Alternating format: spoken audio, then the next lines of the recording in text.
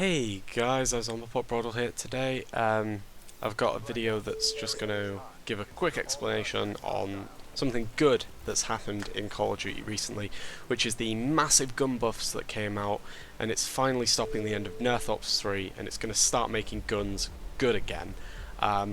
Because the issue before I had was that none of the guns were good, they were all just okay, and nothing was really memorable, and yeah, it created a lot of variety, but you can create variety by making guns all good in their own way, rather than all not good in any way.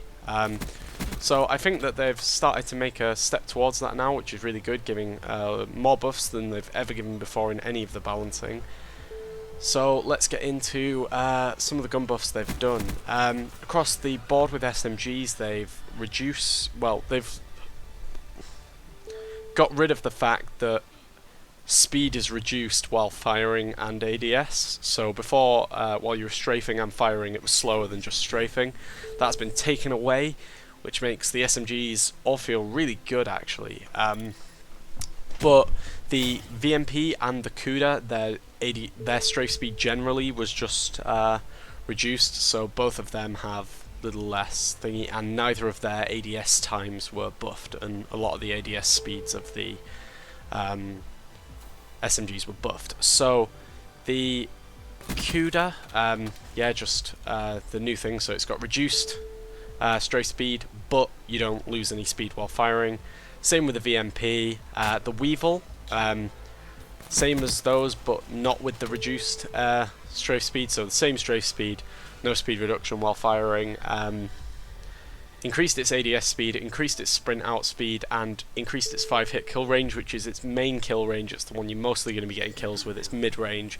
So it makes the Weevil much better. It doesn't make it overpowered, but it makes it much better than it was before. The Vespa, it's got increased ADS speed, increased sprint out speed, and increased ability to control the recoil. It's not the same gun we all used to love pre-nerf of the Vespa, but it's still, like, it's getting there. It's like good but not OP, because before it was OP, but now it's just good, which is nice to see because it was one of my favourite weapons. And for reference, that also had the removed speed reduction while firing, and the rest do as well. The Pharaoh, increased ADS speed, nothing special there, but just makes it a bit better along with the SMGs.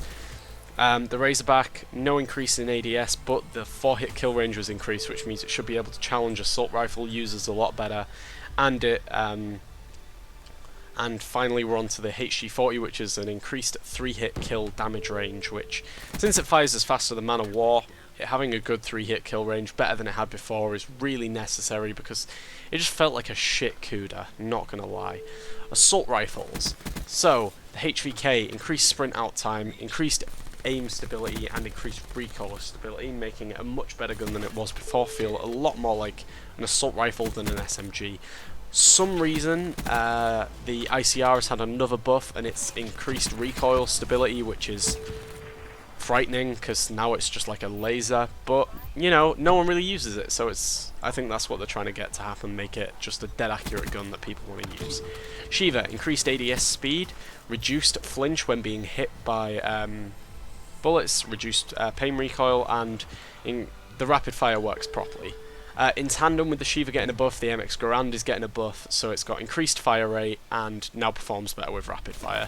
This is just so that if the Shiva gets a lot better, you know, people still might want to use the MX Garand, even though it only has 8 bullets, can't reload unless you finish off the thing.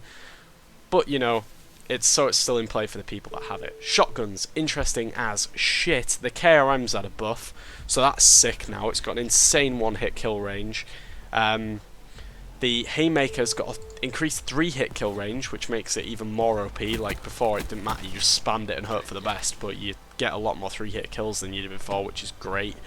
And the Argus, most importantly here, it's got an increased 1-hit kill range potential when hip firing, which was its biggest issue because it was so inconsistent, verging on terrible when you hip fired it. Like, you couldn't guarantee enough of the pellets hit to make it kill, and it barely got hipfire kills, but now that's sorted. The light machine guns, they have nerfed, and 3 of them they've nerfed, generally, I think, and buffed things about them as well. It's complicated. So they've increased the ADS outspeed of the BRM, so when you let go of your left trigger or your L2 button, it takes longer till you're like ready to aim in, ready to do anything else again, which is not great. But they have increased its recoil stability. The Dingo, they've increased tightness of bullet spread, while ADS, and increased hipfire accuracy. The Gorgon, they've increased its ADS outspeed. This thing feels so clunky, but they have increased its recoil stability and increased its bullet penetration through light cover. So that's quite good. The 48 Dredge has an increased fire rate, but also an increased ADS outspeed, like the other three that I said, the other two that I said in the light machine guns. For some of the attachments, the laser sight is just better. It's been buffed, and the sights, Recon, BOA, Thermal, and Ballistic CPU, they all have increased recoil stability now. Onto some of the score streaks, because I know I was talking about guns, but you know, we're going through some of the buffs. Some of the score streaks, the Rolling Thunder now has 3 lines of ships rather than just 2, and they come in a lot faster than they did before. The Raps deploy ship, it's increased the drone count per drop, so more drones are dropped each time they drop drones, and they've increased the movement speed of the drones, so they're quite good now. The anti-up perk has been fixed so that you can't use it by switching in and then switching out upon your life, so you start with 100 on your score streak, but it has been increased to 150, so people might use the anti-up perk a bit more. Generally with specialists, the Reaper has been given another nerf on its scythe, so it has reduced accuracy when you're not firing zoomed in, and it's reduced its ammo count from 120 to 100. The Outrider has increased first raise speed, which I'm not sure what that means, but it's been increased. The increased ADS speed, so that's good.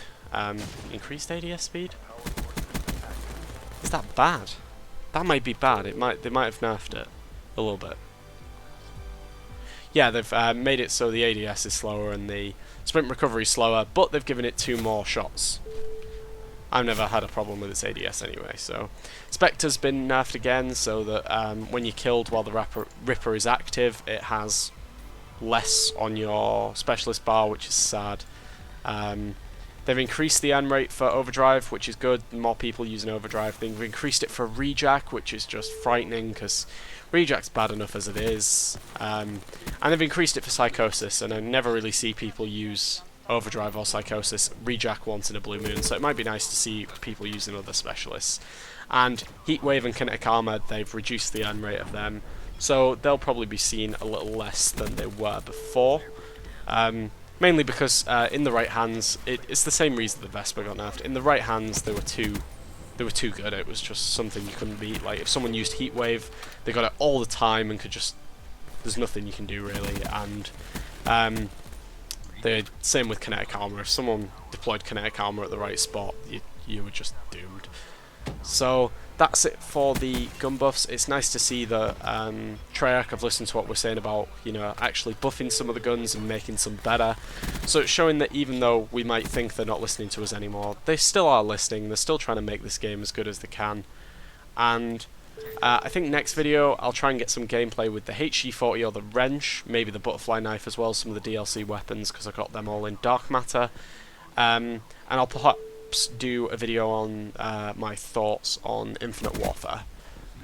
But what's really sad just a bit about this game, there was one guy on the other team that kept getting me with his Weevil. He was really annoyingly good, and he's the reason that they won that game, even though I smashed it out 43 to 10. But thanks for watching guys, and I'll see you next time.